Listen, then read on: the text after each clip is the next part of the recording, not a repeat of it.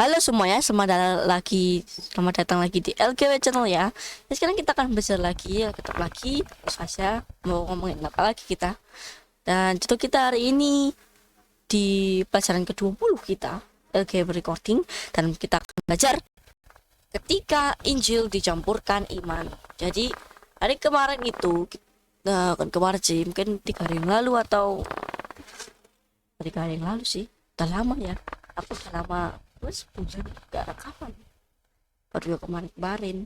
Nah kan, ya aku ada assembly lagi karena ini sudah ada assembly, ada fish. Nah, nanti kita akan senggol-senggol sedikit supaya teman-teman tahu apa itu maksudku, kenapa aku sering kali nggak, buat sering sih, beberapa apa kok ada waktu-waktu saat aku nggak rekaman. Ya, itu karena ada fish, dan nanti bukan itu kita akan serempet-serempet dari bacaan ini. Nah, jadi ini ketika Injil dicampurkan itu adalah saat kita kemarin itu kita belajar bahwa ini pada ini ya. Tadi aku habis belajar yang Amstel tadi itu. Jadi ada itu buka ya. Nah, jadi ini di LGW Recording itu. Nah, di LGW Recording kita tuh belajar bahwa gospel itu sudah ada sejak perjanjian lama. Nah, di situ gospel apa di sini bangsa Israel itu gospel, mereka diberikan gospel tapi tidak dicampurkan iman, makanya mereka jadi mati ya. Dan di ayat 38 bahwa Abraham itu dia terima gospel dan dia mencampurkannya dengan iman. Ya teman-teman, kalau lupa ini boleh masuk lagi di playlistnya dan lihat lagi. Ada gak ya? Gitu. Saya lihat lagi aja. Dan aku lupa ya, apakah video-video LGW channelku aku kasih apa, aku masukin ke playlist apa enggak, nanti aku cekin ya. Jadi pas kalian tonton video ini udah di playlist ya. Kan pas kalau aku lihat itu enggak, apa yang video kemarin-kemarin tuh aku enggak kasih ke playlist, artinya ya maaf dulu ya.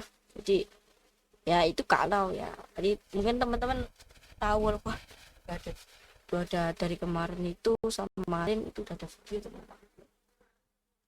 Nah, jadi kalau bangsa Israel dikasih gospel, dikasih Injil, bahkan Abraham pun dikasih Injil, masa Musa nggak dikasih Injil? Jadi di sini di Hebrew 11 ayat 23, Musa ini diberikan gospel juga, walaupun nggak dibilang, tapi dia melalui iman, atau dia artinya dia diberikan Injil dan dia mencampurkannya dengan iman. Jadi saat dia lahir, dia itu diajarkan oleh orang tuanya firman Tuhan, tentu saja. Makanya dia jadi seperti ini. Itu ada di ayat Hebrew 11 ayat 11 ayat 23 sampai 28. Jadi ini baru 3 menit, cepet banget mungkin aku ngomongnya ya. Betul, bukan soal tadi. Sebenarnya itu banyak. Jadi mungkin nanti kedepannya aku akan bikin judulnya itu lebih lebih general gitu, biar aku bisa kemana-mana nanti. Karena ketika Injil ini dicampurkan, mungkin aku tambah-tambah lagi nanti ya. Kalau kira-kira 10 menit itu udah kan, ini recording ya. Ya gimana ya, ya udahlah, bikin lagi, kita lanjutin aja. Jadi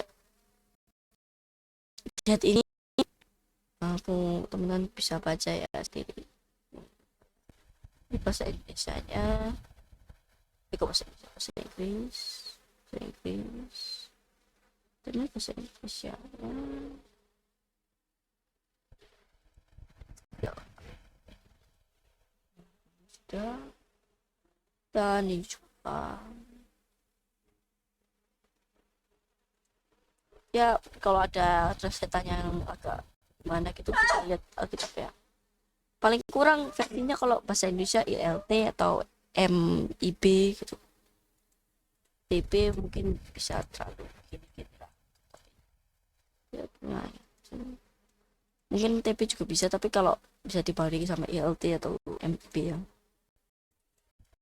Nah, jadi di sini kesimpulannya bahwa di sini hasil dari Musa yang terima gospel dengan imannya ini, hasilnya adalah dia itu tidak takut akan perintahnya raja, yaitu Firaun saat itu. Dan itu berdasarkan ayat yang kedua-tiga. Perintahnya itu apa? Perintahnya bahwa dia itu harus dibunuh.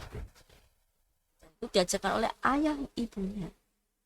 Dan tentu saja saat ini juga kalau Musa beriman, tentu saja orang tuanya beriman juga. Aku nggak tahu orang tuanya itu seperti nggak terlalu dijelasin apapun. Maksudnya nggak dijelasin apa gimana sih? Dia nggak ada dijelasin bahwa orang tuanya itu ini mengajarkan. Tapi kan kalau kita reason sendiri bahwa aku nggak tahu juga ya apa ada terus apa enggak. Tapi kalau kita reason sendiri itu udah terjawab bahwa Musa itu pasti diajarkan orang tuanya. Nggak mungkin dia belajar sendiri ya, pasti dari kecil dia nggak dipelajarin. Jadi kayak gini loh, dia jadi bisa menurut orang tua, nggak usah nggak diajarin. Nah, kalau dia beriman terus saja orang tuanya beriman kan, karena orang tuanya yang ngajarin. Walaupun bisa aja enggak, bisa aja dia ngajar. Karena apa? Karena di sini di ayat yang kedua-tiga bahwa orang tuanya itu yang menyuguhkan dia saat itu perintah raja itu. Dan di sini bilang bahwa mereka itu tidak takut perintahnya raja. Mereka dibilang mereka kok mereka ya. Dan di sini Musa itu menolak dipanggil untuk jadi putra dan putrinya raja. Padahal dari putrinya raja. Jadi sebenarnya Musa itu jadi kayak bisa jadi menteri atau jadi anaknya dari putra raja, atau dia nanti akan jadi jadi apa ya namanya? Jadi pangeran selanjutnya. Dia adalah pangeran selanjutnya dari pangeran selanjutnya gitu lah. Karena sekarang saat itu Firaun udah punya pangeran, dan saat Firaun udah mati yang pertama yang di situ itu dia punya pangeran selanjutnya itu dia itu jadi raja. Dan saat pangeran selanjutnya jadi raja, dia ada pangeran selanjutnya, dan mungkin Musa bisa jadi pangeran selanjutnya itu. Jadi dia seperti jadi kayak anak raja lah, atau bisa dibilang saat itu dia jadi cucunya raja Raja Firaun. Dan sini itu adanya ayat yang ke-24 gitu. Ayat 24, karena iman dia menolak untuk disebut putra dari putri Firaun. Ya, aku turunin terus ya tadi ya. Oke. Dan di sini di ayat 25 bahwa Musa itu dia benci dosa. Dan di ayat 25 juga dia menderita penderitaan bersama umat Tuhan. Itu ada. Dia memilih untuk menderita bersama-sama umat Tuhan daripada dia itu menikmati dosa yang untuk sementara aja. Dia artinya dia benci dosa, dia nggak mau dosa, mau ngelakuin dosa. Dan dia lebih mau penghina karena Yesus, karena dibilang situ lebih berharga, ya 26 itu lebih berharga daripada harta di Mesir, itu lebih besar daripada harta Mesir, karena dia menghormati upahnya itu. Allah ya, dia menghormati upah, kasih upah berkatnya, berkat, upah berkatnya itu loh. Dan di sini di ayat yang 26 Yesus tadi udah ya, dan dia yaitu lebih berharga daripada hartanya Mesir atau kakeknya, seharusnya di kakeknya, tapi sebenarnya bukan darah sih, karena dia diambil sama putri Firaun kan, bukan dilahirin sama putri Firaun. Dan itu ditinggalkan, dan dia itu dan ya itu ya, kenapa penghinaan karena Yesus itu lebih berharga. Saat kita dihina karena Kristus, karena kita jadi pengikut Kristus, kita jadi pengikut Kristus, pengikut salibnya. Kenapa? Karena kita itu kalau dihina, kalau kita berbeda dari dunia, itu arti kita sudah benar. Karena ada lagu dan ada tertulis bahwa kitab yang tertulis di lagu, ada tertulis bahwa tempat ini bukan tempat kita, rumah yang kita tinggali bukan rumah kita, tempat ini bukan rumah kita, kita jadi orang asing di tempat ini tuh. Dan itu tidak takut murkanya raja, atau tidak takut oleh pemerintah yang memerintahnya, raja dunia, setan, dan juga bawahannya. Perintah raja bukan perintahnya Tuhan. Jadi kita tidak takut perintahnya raja dunia, bukan raja surga. Dan kita dan itu di ayat 27, dia meninggalkan Mesir dan dia tidak takut akan muka raja. Dia bertahan seperti melihat yang dia tidak terlihat. Dia 27 tuh, 26. Nah habis itu di ayat yang ke-27, ayat yang 27 juga, ayat 7 itu bahwa Musa itu tinggalkan Mesir karena dia tuh lebih takut sama yang tidak kelihatan, itu Tuhan yang baca tadi, yang tidak kelihatan. Atau kalau kita lihat di sini bahwa itu tuh yang invisible, yang tidak kelihatan. Siapa yang kelihatan? Tidak kelihatan, itu Tuhan. Itu yang 7. Jadi dia lebih mau menurut Tuhan untuk tinggalkan Mesir. Jadi artinya perintahnya Tuhan itu adalah untuk keluar dari Mesir. Itu mereka itu keluar dari Mesir. Dan perintah selanjutnya juga adalah untuk melepaskan umatnya Tuhan juga, yaitu bangsa Israel dari Mesir. Dan itu yang kita dapat. Dan dari pelajaran sebelumnya kita ambil lagi, kita harus sedikit sini sedikit situ, itu bahwa pelajaran sebelumnya itu bahwa ada tertulis bahwa Tuhan itu bilang untuk memanggil kita untuk keluar dari Babel. Ya Babylon itu teman-teman tahu lah apa itu. Kalau nonton itu pasti tahu. Dan itu, dan oh ya, tak kasih tahu ya pelajaran yang mana supaya teman bisa baca, bisa nonton. Itu pelajaran ke-11. Iya, pelajaran ke-11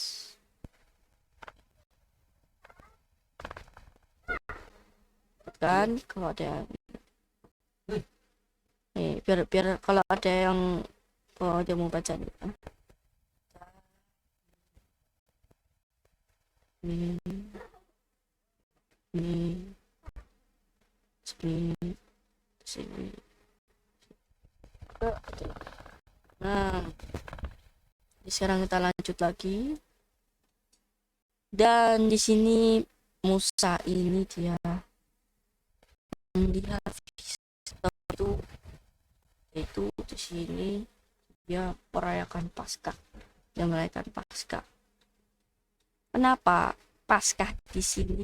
Kenapa Passover atau Paskah di sini bilang feast atau perayaan? Karena di Leviticus 23 ayat 4 di situ bahwa inilah perayaannya Tuhan.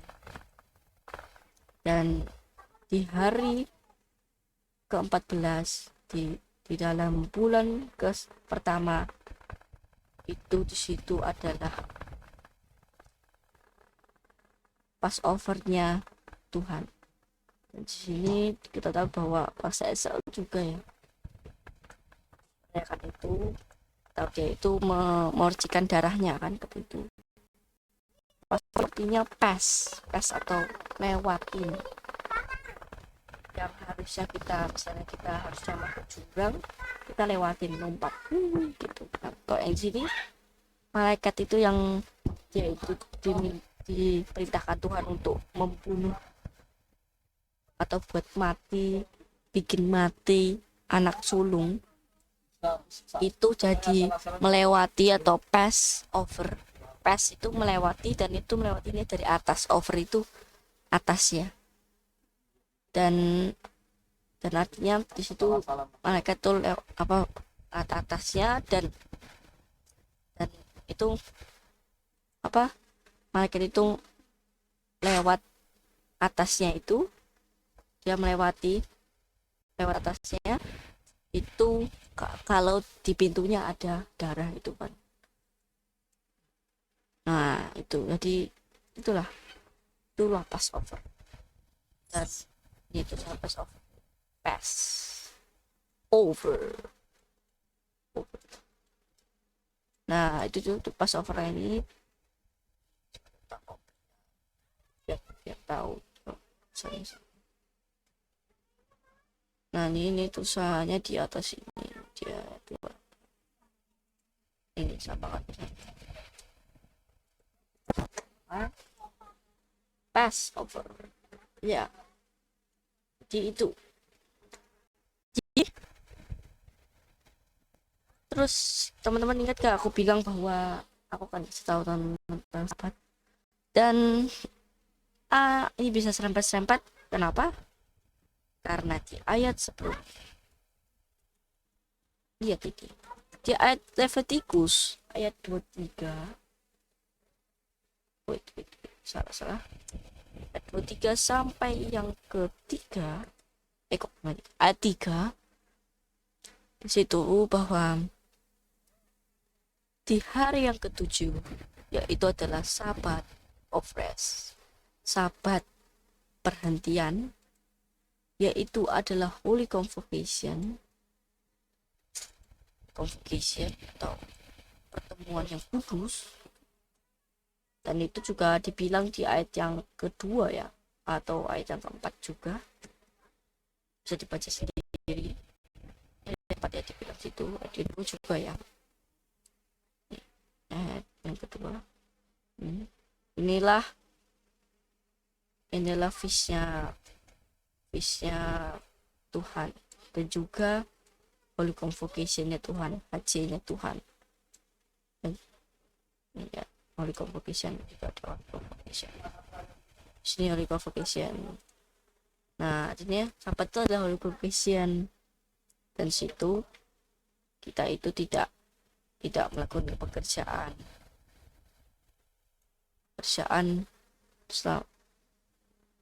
seperti yang 6 hari sebelumnya. Saat Tuhan menciptakan, Tuhan bekerja, dan saat hari ke-7 Tuhan tak bekerja, dan di situ kita tidak melakukan pekerjaan. Dan inilah sabarnya Tuhan. Jadi ada sabar itu. Jadi itu bahwa sabat itu penting untuk kita lakukan, bahkan feast-nya juga, karena Musa pun saat dia mencampurkan Injil itu dia